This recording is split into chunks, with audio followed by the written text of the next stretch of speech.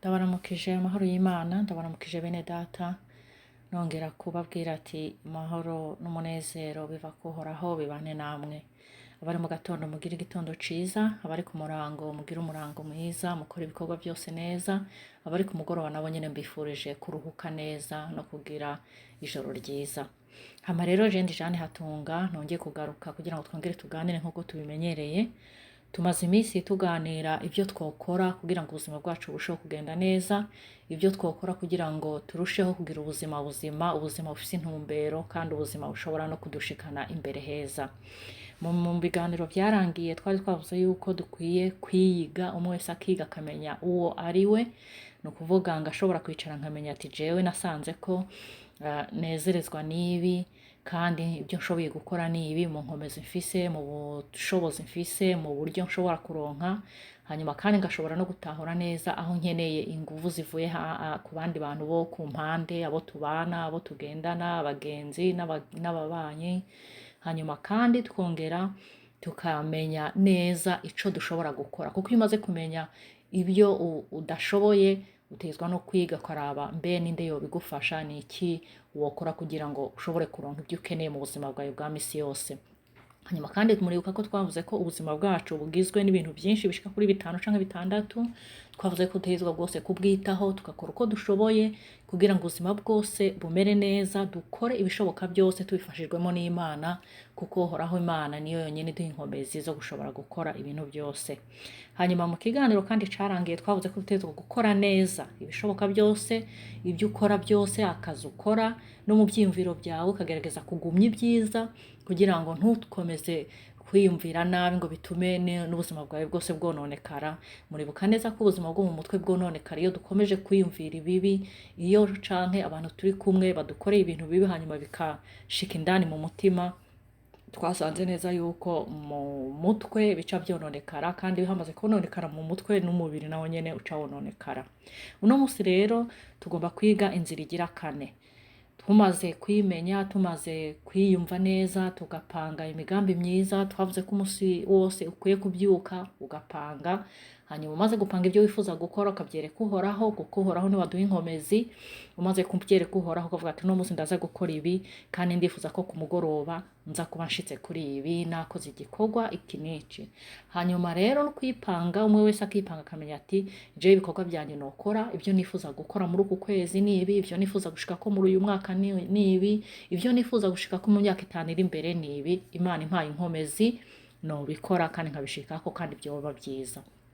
Twibuke neza yuko iyo wapanze neza bituma no ku mubiri wawe ushobora kubikora bitakuvunye cyane, kuko ukora uri ku mupango y'ibyo uri gukora, ukamenya ati iki gikorwa ninkirangiza nzokora niki, nkore niki, bituma ukora neza kandi bikagufasha. Bituma kandi no mu mutwe ushobora gukorera mu kavuyo, bituma ushobora kumenya neza igikurikira, ukamenya ati ndakenera ibi ndabikura aha, hanyuma nkore ibikorwa ibi n'ibi canke mfashanye na naka, ukaba wamubwiye hakiri kare. Mbega no kuvuga dushaka yuko umuntu wese yokora mu bintu biri ku ntumbero, biri ku rutonde, bikagufasha kugira ubuzima bwiza kandi bigatuma utiyumvira ibibi gusa, ahubwo ukamenya neza iyo warabye ibyiza biri imbere, bituma nibwira n'icizere c'ubuzima, no mu gusenga kwawe ukamenya uko ubifasha, uko ubyereka Imana, Imana ikazobigufashamo ukabikora neza bikakugirira akamaro. Inzira ya 4 rero ikurikira inzira ya 3 twari twabonye ushizeho gukora neza. Uno munsi inzira ya 4 tugomba kuvuga niyo gukomeza mu ntumbero nziza y'ubuzima turimo, ukagerageza gukora ibikorwa byawe biri ku murongo, ukamenya urutonde nk'uko nari mpejeje kubivuga, kandi ukamenya gufata neza ibyo ufise, kuko uyu muntu yanditse muri iki gitabo yavuze ngo fata neza ibyo ufise bizogufasha no kugera ku byo ukennye. No kuvuga twibuke neza yuko umuntu wese atangirira ku byo afise. Umuntu wese atangurira ku gato hanyuma kakamushikana ku kanini. Nimba tuvuga ati ubu imibiri yacu nkuko Bibiliya ivuga ngo imibiri yacu ni insengero za mpwemu yera, utegerezwa gufata neza umubiri wawe, utegerezwa gukora ibishoboka byose, nimba ari kuwutunganya, nimba ari kwambara neza, nimba ari kwiyumvira neza bituma ibyo mu mutwe nabyo bimera neza, nimba ari kwikuramwo agahinda n'ishavu byinshi kuko naryo nyene rironona mu mutwe. Nimba ari ukugerageza kurya ibiryo bifise akamaro mu mubiri wawe, byose utegerezwa kubikora kandi ukabikora neza nimba koko ushaka kugira ubuzima bwiza. Hanyuma rero ku buzima bwo mu mutwe naho twavuze yuko dutegerezwa kugabanya ibibazo, ibintu byose bishobora kutuzanira ibibazo, ibintu byose bishobora kutuzanira ingaruka mbi, dutegerezwa kugerageza uko dushoboye kose tukabikuraho kugira ngo tugerageze kuraba ibyiza byotuma n'imibiri yacu n'ivyiyumviro byacu no mu mutwe hamererwa neza. Uteza gufata kandi ukaruhuka nk'uko twabivuze muri irya nzira yindi twarangije. Ubwo rero dutezwa gufata neza ibyo dufise kugira ngo bidushikane ku byo twifuza gushikako. Turafata nk'akarorero, hariho iki bita urutonde rw'ibyo umuntu yokora kugira ngo agire ubuzima bwuzuye. Ubwa mbere twavuze yuko imibiri yacu dutezwa kuyigira neza kugira ngo tugabanye ingwara, tugabanye ibintu byo konona ubuzima bwacu bw'umubiri.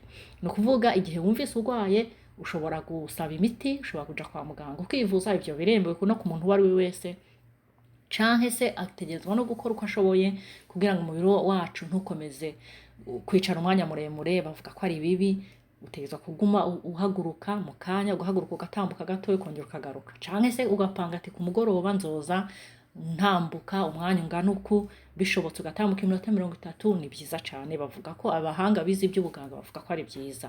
Bizogufasha rero gufasha umubiri wawe kumererwa neza kuko umubiri wacu ari ingingo zose dufise ari insengero za mpwemu yera, dutegerezwa kuwufata neza. Ku by'ivyiyumviro byacu naho dutegerezwa iminsi yose nk'uko twavuze tudufatikanya ko kuruhuka, uruhuke neza mu mutwe, uruhuke mu mubiri, uruhuke ku mutima, uharuye ibyabaye byose ku mugoroba ukavuga ati ibyaha byose aho nacumuye naha, ukamenya kwihana. Hanyuma ukavuga ati ibi nakoze ni bibi, kweri sinzobisubira, kandi koko ukabyigambirira ukavuga ati nimba ari guhinduka ntegerezwa guhinduka. Ntabwo ari kubipanga ngo bihere mu magambo gusa, bipange hanyuma ubikore koko, ubigendere. Hanyuma ukavuga ati ubu ibintu byo kuja nshavura nkamara umunsi wose nshavuye, nkarara nshavuye gushika mu gatondo, ibi ndabihebye. Na kare na Bibiliya ivuga ko nushavura ngo izuba ntirikarenge ugishavuye, byo biri muri Bibiliya. Rero naba baraba ubuzima bw'ivyumviro bwacu, ubuzima bwo mu mutwe, iyo ufise ishavu rirerire bironona mu mubiri wawe, bironona no mu mutima, bironona no mu mutwe. Utegerezwa gukora uko ushoboye ukaraba ibyiza, akaba ari byo ugumya kugira ngo ubuzima bwawe bukomeze kumera neza. Hanyuma tukaraba rero mu mibanire y'abantu, mu mibanire yacu n'abandi, duhereye kubo tubana mu nzu gushika kubo dukorana, gushika ku bantu bose tuza kubonana ku munsi ku munsi.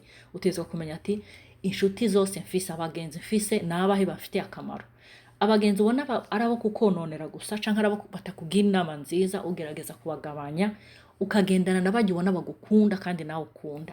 Gerageza ugendane n'abajya bakugirira akamaro, gerageza n'abajya ubona ko hari ico bagufasha, kuko numara umwanya munini umarana n'abantu baza kukubabaza, baza kugutuka, ntabwo uza kugira ubuzima bwiza. Ubwo rero ibyo nabyo dukwiye kubimenya. Gerageza kumara umwanya uri kumwe n'abantu bafise ico bagufasha, ugabanye umwanya umarana n'abantu bakononera ubuzima canke bakubabaza mu mutima. Hanyuma twavuze kandi rero yuko dutegerezwa gukora uko dushoboye tukagerageza kuronka umwanya wo kwiyumvira kuko kuri twavuze yuko ibi bya spiritual health no kugira ngo twibuke ko hariho ikintu kirengeye byose. Twebwe urengeye byose kuri twebwe ni Imana.